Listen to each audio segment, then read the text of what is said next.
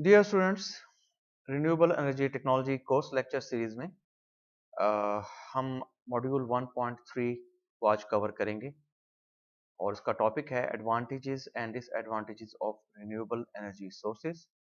हम ये देखेंगे कि रिन्यूएबल एनर्जी सोर्सेज के क्या बेनिफिट्स हैं, उनके क्या एडवांटेजेस हैं और कौन-कौन से डिसएडवांटेजेस हैं। तो स्टार्ट करते हैं रिन्यूएबल एनर्जी बेनिफिट से।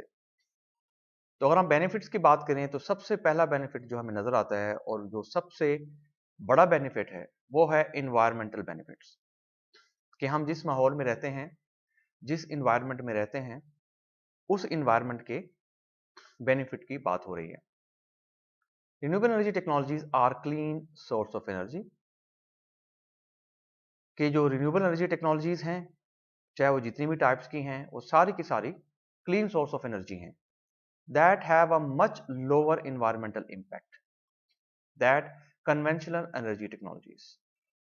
और इनका जो इम्पैक्ट है रिन्यूएबल एनर्जी टेक्नोलॉजीज का, वो बहुत लोअर है, बहुत ही लोअर है। मच लोअर इसलिए कहा गया है कि बहुत ना होने के बराबर है। किन के लिहाज से? कन्वेंशनल एनर्जी टेक्नोलॉजीज के लिहाज से, जो कि हम फॉसिल फ्यूल से जो एनर्जी प्रोड्यूस करते हैं, हासिल करते हैं, उसके हिसाब से हम बात कर रहे हैं। और इसमें सेकंड पॉइंट क्या है कि generating energy that produces no green house gas emissions from fossil fuels and reduces some type of air pollution. तो नॉर्मली क्या होता है कि जब कन्वेंशनल एनर्जी टेक्नोलॉजी को इस्तेमाल करते हैं, कन्वेंशनल टेक्नोलॉजी को इस्तेमाल करते हैं for the harnessing of the energy, तो ग्रीन हाउस गैसेस जो हैं वो उनका एमिशन होता है, just like carbon dioxide, nitrogen oxide. और ये गैसेस जो हैं ये हमारे इन्वायरमेंट के लिए बहुत ज्यादा खतरनाक हैं। तो हम इसको कहते हैं कि रिन्यूएबल एनर्जी से जितनी भी ये गैसेस हैं जो कि ग्रीन हाउस गैस एमिशंस हैं, ये इनका अखराज बिल्कुल भी नहीं होता और उसकी वजह से जो एयर पोल्यूशन है एनवायरनमेंट की, वो जो है कम हो जाती है। और ऐसा ऐसा अगर हम जैसे जैसे रिन्यूएबल एनर्जी टेक्नोलॉजीज की तरफ बढ़ते जाएंगे, वैसे ही ऐसा ऐसा जो एयर पोल्यूशन है जो कि प्रोड्यूस हो रही है या हो चुकी है हमारे फॉसिल फ्यूल्स की गैस एमिशंस की वजह से, वो कम होती जाएगी। इसका जो सेकंड बेनिफिट्स है वो है सस्टेनेबिलिटी। ये क्या है, इसके बारे में बात करते हैं। Sustainable energy refers to energy produced and used in a manner that meets the needs of the present generations. अच्छा, अब यहाँ तक जो बात हुई है उसका मतलब ये हुआ कि ये ऐसी एनर्जी है, सस्टेनेबल एनर्जी हम इसको कह रहे हैं रिन्यूएबल एनर्जी को, और ये ऐसी एनर्जी है कि हम इसको इस मैनर में, इस अंदाज से प्रोड्यूस कर रहे हैं कि ये हमारी प्रेजेंट जनरेशन जो हैं, करंट जो जनरेशन हैं, उनकी नीड को पूरा करे, लेकिन एक इंपॉर्टेंट फैक्टर के साथ। और वो इंपॉर्टेंट फैक्टर क्या है कि without compromising the ability of the future ones to meet their own need. कि ऐसा ना हो कि हम ये एनर्जी अभी हार्नेस्ट कर रहे हैं, इस्तेमाल कर रहे हैं, यूज कर रहे हैं और एक्सट्रैक्ट कर रहे हैं from the renewable energy sources. ऐसा ना हो कि ये जो सोर्सेज हैं ये डिप्लीट होना शुरू हो जाएं। और डिप्लीट होने का मकसद ये हुआ कि करंटली जो जनरेशन है वो तो इसको इस्तेमाल कर रही है, लेकिन जो आने वाली जनरेशन है उन्होंने भी इसको इस्तेमाल करना है। तो सस्टेनेबिलिटी तब हो पाएगी कि हम ये जो सोर्सेज हैं उनको कंप्रोमाइज ना करें। ठीक है, उनको कंप्रोमाइज ना करें जो आने वाली जनरेशंस हैं उनकी डिमांड को पूरा करने के लिए। ऐसा ना हो कि हम इनको इस्तेमाल करना कर रहे हैं और जो आने वाली जनरेशन है जो कि 2-3 एक सदी बाद या कुछ दिहाइयों बाद, और वो इनको हासिल ना कर सके। तो इसका मतलब ये हुआ कि रिन्यूएबल एनर्जी सोर्सेज हैं ये सस्टेनेबल हैं और ये आज भी अगर हम इस्तेमाल कर रहे हैं तो 100 साल बाद भी इस्तेमाल कर सकेंगे, 200, 300, 400 साल बाद भी हम इनको इस्तेमाल कर सकेंगे। सेकंड क्या है जी, renewable energy will not run out. जैसे कि बताया है कि ये सस्टेनेबल है, ये कभी भी खत्म नहीं होगी, ये हमेशा मौजूद रहेगी। और क्योंकि ये नेचर में है और कभी भी ये खत्म नहीं होगी। Ever other sources of energy are finite and will someday be depleted. तो जो और सोर्सेज हैं कन्वेंशनल सोर्स ऑफ एनर्जीज हैं वो फाइनाइट है, और उनके बारे में जो माहिरीन है वो ये बात करते हैं कि ये कभी ना कभी किसी ना किसी टाइम पे ख़त्म हो जाएंगे, और डिफरेंट जो सोर्स है उनका डिफरेंट टाइम है, उनकी डिप्लीट होने का। अच्छा, सेकंड स्लाइड पे हम आते हैं और बेनिफिट्स की बात करते हैं कि रिन्यूएबल एनर्जी बेनिफिट्स में क्या क्या चीज़ें आ रही हैं। तो यहाँ हम बात करते हैं जॉब्स एंड द इकोनॉमी की। तो most renewable energy investments are spent on materials and workmanship to build and maintain the facilities rather than on costly energy imports। रिन्यूएबल एनर्जी इन्वेस्टमेंट्स का जो सबसे बड़ा फायदा है वो ये है कि जो हम स्पेंड करते हैं वो हम रिन्यूएबल एनर्जी टेक्नोलॉजी की मटेरियल्स पे स्पेंड करते हैं, या जो भी वर्कमैनशिप है जो कि उसको लगाने के लिए इस्तेमाल होती है, वो हम क्या करते हैं उससे बिल्ड करते हैं और मेंटेन करते हैं उस इंफ्रास्ट्रक्चर्स को, उस फैसिलिटीज को, जिससे हमें जो एनर्जी है वो हासिल होती है। और बल्कि हम ये करते हैं कि एक दफा हमने ये जो मटेरियल्स हैं, मेथड्स हैं, वर्कमैनशिप है, इन्वेस्टमेंट्स जो हैं वो एक दफा हमें जस्ट इनकॉर्पोरेट करनी है अपने सिस्टम में, और मतलब उसके लिए बार बार हमें इंपोर्ट्स करने की जरूरत नहीं पड़ती। एक दफा हमें चीज़ों को बनाना है, उनके मटेरियल्स को, मेथड्स को और उन फैसिलिटीज़ को डेवलप करना है, और उसके बाद उनसे हम बहुत लंबा अरसा तक एनर्जी को हासिल कर सकते हैं। और दूसरा ये है कि हम जो कॉस्टली एनर्जी इंपोर्ट्स हैं, जस्ट लाइक जो फॉसिल फ्यूल से हम एनर्जी बनाते हैं, तो हमें क्या करना पड़ता है कि जो हमें फ्यूल्स हैं, जो गैसेस हैं, फ्यूल्स हैं, कोल्स हैं, ये हमें इंपोर्ट करने पड़ते हैं जो कि बहुत ज़्यादा एक्सपेंसिव हैं, और ये इंपोर्ट्स जो हैं ये कॉन्स्टेंटली चलती रहती हैं हमें उन पावर प्लांट्स को रन करने के लिए। Renewable energy investments are usually spent within frequently in the same state and often in the same town। तो इन्वेस्टमेंट जो है वो स्पेंड की जाती हैं मोस्टली सेम स्टेट के अंदर और सेम एरियाज के अंदर, या जो भी सेम टाउन है उनके अंदर। This means your energy dollar stay home to create jobs. तो इसका मतलब ये हुआ कि हम जो एनर्जी बना रहे हैं और जो एनर्जी बनाने के लिए सेटअप्स लगा रहे हैं, वो सारे के सारे हमारे जो उसकी इन्वेस्टमेंट्स हैं वो हमारी ओन स्टेट में रहेंगी, और उसकी वजह से हमारे घर में जॉब्स ज्यादा क्रिएट होंगी, या हमारे कंट्री में या हमारी स्टेट्स में जॉब ज्यादा क्रिएट होंगी। एंड फ्यूल लोकल इकोनॉमीज, और लोकल जो इकोनॉमीज हैं उनको बढ़ोतरी मिलेगी या उनका फायदा मिलेगा, वो एज पे जाएंगे रेदर देन गोइंग ओवरसीज। कि जब हम इंपोर्ट्स करेंगे तो इंपोर्ट्स करने से हमारे जो डॉलर है वो, हमारी जो इकोनॉमी है उसकी जो वैल्यू है वो बाहर के मुल्कों में जाएगी, और उसका नुकसान हमें ये होगा कि हमारी इकोनॉमी जो है वो डाउन होगी। तो उससे ज़्यादा बेहतर है कि हम अपनी ही इकोनॉमी को इम्प्रूव करें, और जो इंपोर्ट्स के लिए जो पैसे खर्च करते हैं उनको ना खर्च करें, बल्कि लोकल जो टेक्नोलॉजी है उसको डेवलप करें। Diversifying energy supply and reduced dependence और ऑन इंपोर्टेंट फ्यूल्स। और जब हम लोकल लेवल पे इसको ले आएंगे तो हम एनर्जी सप्लाई को डाइवर्सिफाई कर पाएंगे, इसको बढ़ा पाएंगे, अपने अंदाज से अपने टेक्नोलॉजी को इम्प्रूव कर पाएंगे, और हमें रिलाई नहीं होना पड़ेगा इंपोर्टेड टेक्नोलॉजी पे। अगर हम प्लांट्स लगाते हैं किसी बाहर की टेक्नोलॉजी से, खासतौर पे जो पावर प्लांट्स हैं, उसके लिए जो लोग जो हमारे अंडर डेवलप्ड कंट्रीज हैं या जो डेवलपिंग कंट्रीज हैं वो टोटली रिलाई करते हैं फ्यूचर मतलब बाहर के टेक्नोलॉजीज पर, जो कि हम ये कह लें कि अब्रॉड की टेक्नोलॉजीज पर। तो अगर उन प्लांट्स में कोई इशू आता है, कोई प्रॉब्लम्स आते हैं, तो उसकी वजह से हमें उन प्लांट्स के रेक्टिफाई करने के लिए उन प्रॉब्लम्स को हमें फिर बाहर से ही लोगों को बुलाना पड़ता है, जो कि बहुत ज्यादा महंगा पड़ता है, और हमारे पास लोकल टेक्नोलॉजी जो है वो ना होने के बराबर होती है, और डिपेंडेंस जो है वो रिड्यूस हो जाती है इंपोर्टेड फ्यूल से। Creating economic development and job in manufacturing, installation and more.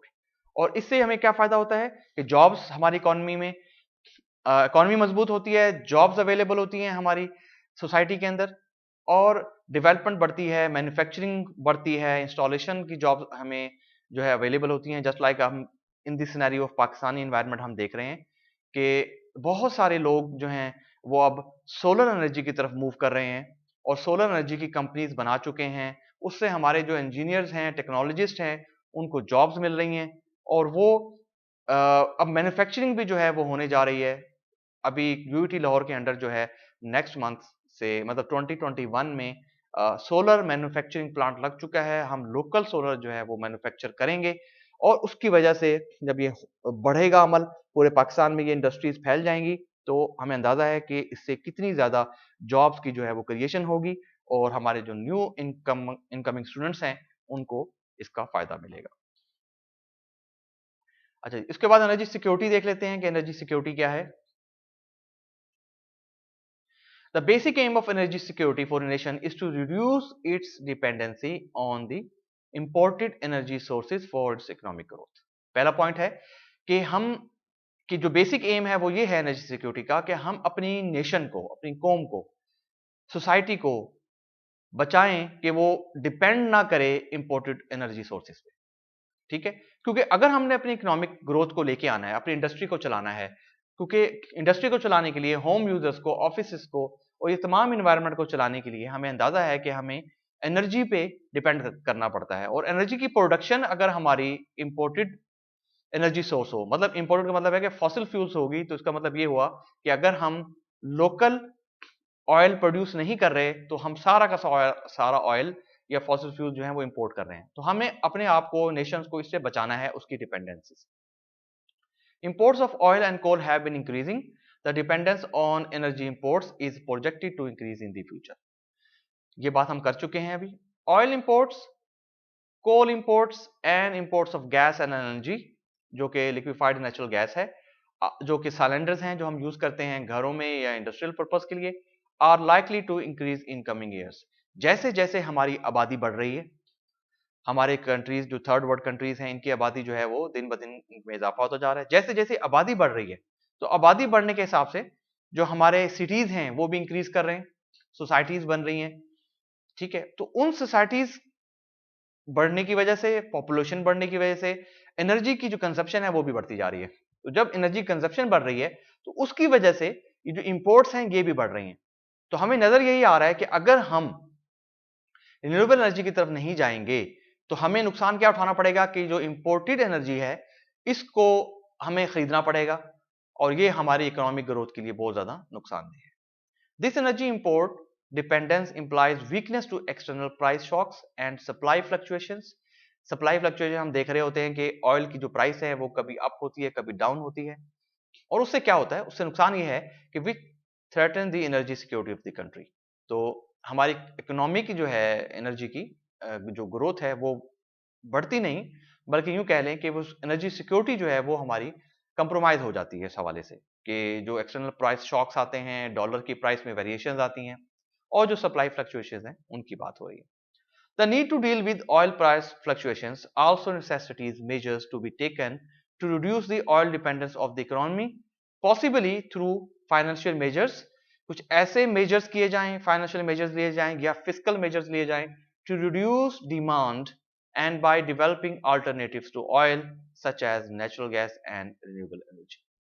तो इस तरीके से डिमांड को रिड्यूस किया जाए जो कि हमारी ऑयल डिपेंडेंस की है, और उनकी अल्टरनेटिव जो है उनको डेवलप किया जाए। नेचुरल गैस भी जो है वो मैं उनको भी ये कह सकता हूँ कि आजकल नेचुरल गैस की भी शॉर्टेज होने जा रही है, तो उससे ज़्यादा बेहतर है और सबसे बेहतर है कि ओनली रिन्यूएबल एनर्जी की तरफ जो है वो फोकस किया जाए, जो कि सबसे ज़्यादा बेहतर है। अब एडवांटेजेस देख लेते हैं कि रिन्यूएबल एनर्जी के एडवांटेजेस क्या हैं। नंबर 1 पे कि renewable energy won't run out. ये बिल्कुल सही बात है कि हमें अंदाजा है कि सूरज की रोशनी कभी भी खत्म नहीं होगी, हवा कभी भी खत्म नहीं होगी, समंदर की लहरें, ठीक है, और पानी से जो बिजली बनती है ये हमेशा मौजूद रहेंगी जब तक हमारी जिंदगी जो है वो अवेलेबल है। Maintenance requirements are lower. जो मशीनरी इसमें इस्तेमाल होती है या जो टेक्नोलॉजी इस्तेमाल होती है उसकी मेंटेनेंस ना होने के बराबर है या बहुत कम है निस्बतन कन्वेंशनल फॉसिल फ्यूल्स के जो हमारे पास पावर प्लांट्स हैं उनमें बहुत ज़्यादा मेंटेनेंस है और वो एनुअली या बाय एनुअली उनको शट डाउन किया जाता है और उनकी मेंटेनेंस होती है उनकी, और मेंटेनेंस के लिए और बहुत ज़्यादा खर्चा भी आता है और एनर्जी जो है वो उसकी प्रोडक्शन भी रुक जाती है। रिन्यूएबल सेव मनी इस लिहाज से है कि एक दफ़ा जो खर्चा है वो कर लिया जाता है, सोलर पैनल्स की या सोलर मॉड्यूल्स की इंस्टॉलेशन कर ली जाती है, वो एक दफ़ा का खर्चा है, लेकिन उसके बाद 25 से 30 साल तक रिन्यूएबल्स जो हैं या जो टेक्नोलॉजी जो है वो मनी को सेव करती है। Renewable energy has numerous health and environmental benefits, क्योंकि ग्रीन हाउस गैसेस जो हैं उनका एमिशन नहीं है हमारे एनवायरनमेंट में, तो उसकी वजह से सबसे ज़्यादा जो फ़ायदा है वो ये है कि हेल्थ एंड एनवायरमेंट बेनिफिट्स हमें बहुत ज़्यादा मिलते हैं। Renewable lower reliance on foreign currency sources के जो in the scenario of the Pakistani, Indian या बांग्लादेश या इन तरह की कंट्रीज की अगर मैं बात करूं तो स्पेशली अगर मैं पाकिस्तान की बात करूं तो हमें मोस्टली जो है वो रिलाय करना पड़ता है फॉरेन एनर्जी सोर्सेज पे। उसकी वजह इंपोर्टेड फ्यूल्स हैं, तो हमें रिन्यूएबल्स की वजह से बहुत ही कम लोअर जो है वो हमें रिलाय करना पड़ेगा फॉरेन एनर्जी सोर्सेज पे।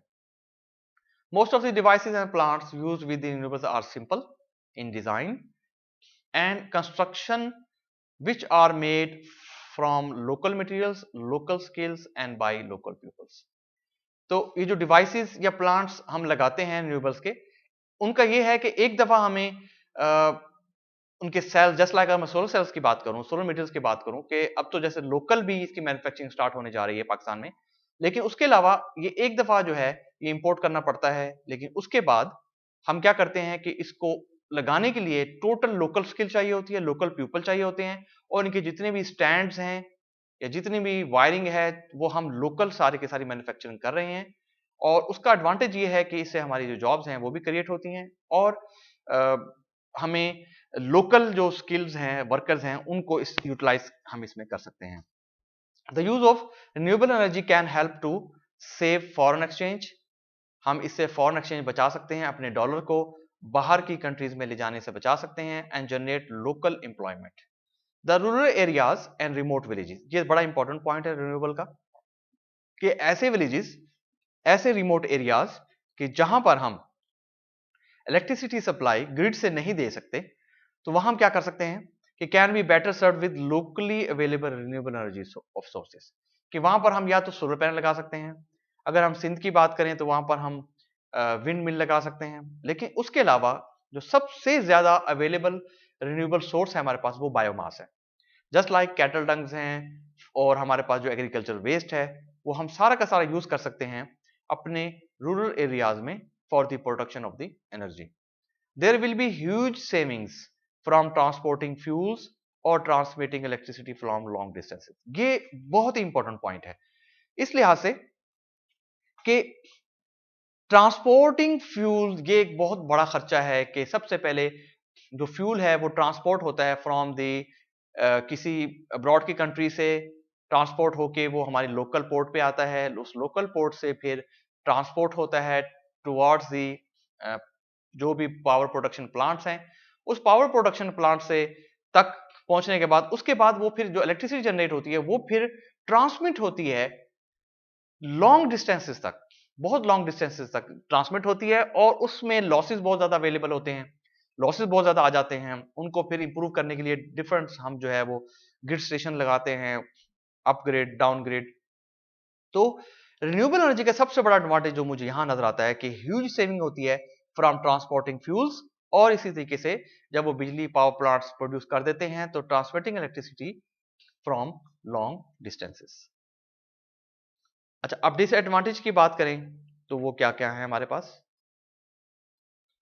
तो डिसएडवांटेज की अगर हम बात करें तो सबसे पहले है हायर अपफ्रंट कॉस्ट, कि एक दफा रिन्यूएबल एनर्जी सोर्सेज को लगाने के लिए, उसकी जनरेशन को लगाने के लिए जो कॉस्ट है वो काफी एक्सपेंसिव है, तो हम ये कह सकते हैं कि ये इसका एक डिसएडवांटेज है कि हायर अपफ्रंट कॉस्ट है। इंटरमिटेंसी वो क्या है कि जी through renewable energy sources, though renewable energy sources are available around the world, वो हमारी पूरी दुनिया में अवेलेबल हैं, many of these resources are available 24/7। और ये बात बिल्कुल हकीकत है कि इनमें से बहुत सारे ऐसे सोर्सेज भी हैं कि जो कि 24/7 अवेलेबल नहीं हैं, और रियर अराउंड, मतलब कहने का ये हुआ कि पूरा साल में 24/7 के या वीक में या 24 आवर्स में अवेलेबल नहीं है। Fossil fuels are not intermittent. Fossil fuels जो है वो इंटरमिटेंट नहीं है, उनसे एनर्जी हम कभी भी किसी भी टाइम भी जनरेट कर सकते हैं and can be turn on end of at any given time. और उसके फॉसिल फ्यूल से हम जो भी एनर्जी बनाते हैं या फॉसिल फ्यूल्स हैं उनको हम यूज कर सकते हैं किसी भी टाइम पर और किसी भी दिन में।